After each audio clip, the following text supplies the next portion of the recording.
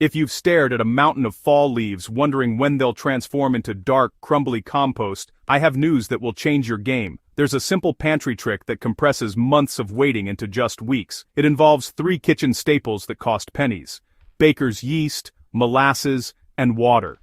This isn't hype, it's backed by understanding how soil microbes work. Why do leaves take so long? Leaves are extremely carbon-rich. They contain lignin and cellulose, tough structures that bacteria resist breaking down without incentive. The fundamental problem is a carbon-to-nitrogen imbalance. Without additional nitrogen, microbes lack motivation, and the pile sits for months. What the secret liquid does is inject immediate energy into those microbes. The magic formula? You need baker's yeast, unsulfured blackstrap molasses, and water. Baker's yeast specializes in breaking down complex organic structures that bacteria struggle with. Molasses provides simple sugars that energize both bacteria and fungi. Water delivers these organisms and gives them an environment to function. For a single batch, dissolve 1 to 2 tablespoons of unsulfured molasses into 1 gallon of lukewarm water, sprinkle 1 teaspoon of active dry baker's yeast into the water, and let it sit about 10 minutes. You'll see foam appear, a sign the culture is activating. Some gardeners let this sit 24 to 48 hours before applying, which concentrates microbial activity further, but immediate use works fine for most home gardeners. Building your pile starts with shredding leaves using a lawnmower. This step, honestly, matters even more than the accelerator itself. Whole leaves are pretty dense and, they really resist microbial activity, but shredded leaves, well, they offer far more surface area for microbes to colonize. The speed improvement from shredding alone is actually pretty significant. Next, layer those shredded leaves with a high nitrogen material. Fresh grass clippings work beautifully, and so do kitchen scraps or even aged manure. You'll want to aim for about 2 parts shredded leaves to 1 part nitrogen-rich greens. This ratio, it really creates an environment where microbes can thrive.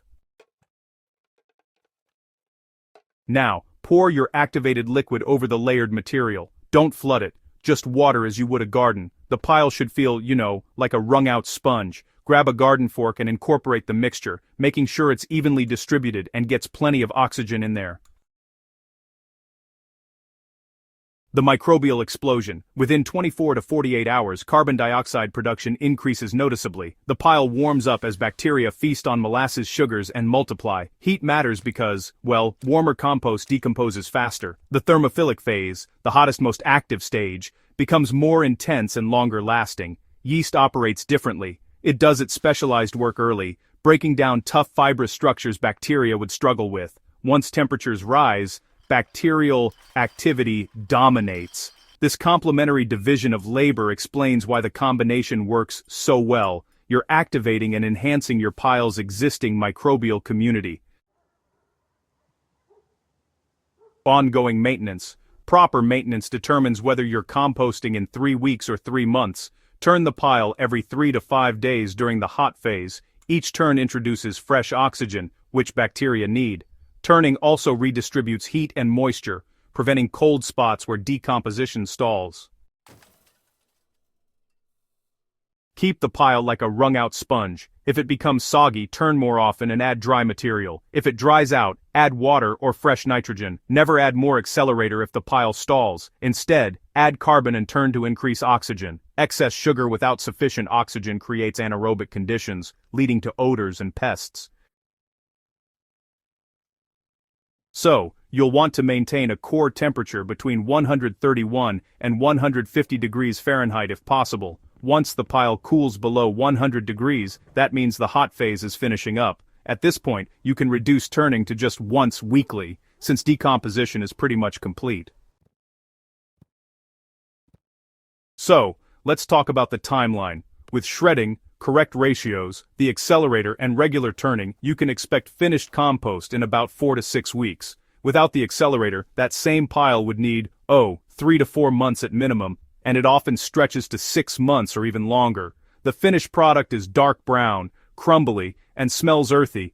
Really, it's pretty much indistinguishable from premium purchased compost. Your plants get a biology-rich, nutrient-dense growing medium made from materials you would otherwise just throw away.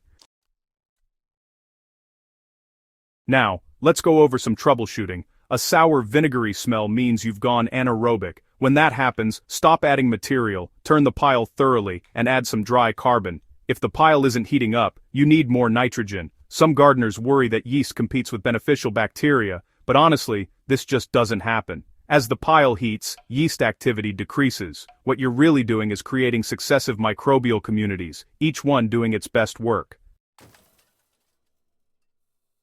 So, here's a few final thoughts. Decomposition isn't mysterious, it's just microbes responding to food, moisture, and oxygen. When you give them what they need in usable forms, they really reward you with astonishing speed. Every gardener should know this approach. It's inexpensive, it's accessible, and it works. This pantry trick represents something fundamental about soil science. Understanding how living systems work totally transforms the way you garden. Ready to transform your composting? Subscribe to Living Soil Garden for more microbial insights and practical growing wisdom. And hey, share this guide with fellow gardeners who are tired of waiting. Together, we build soil and grow abundance.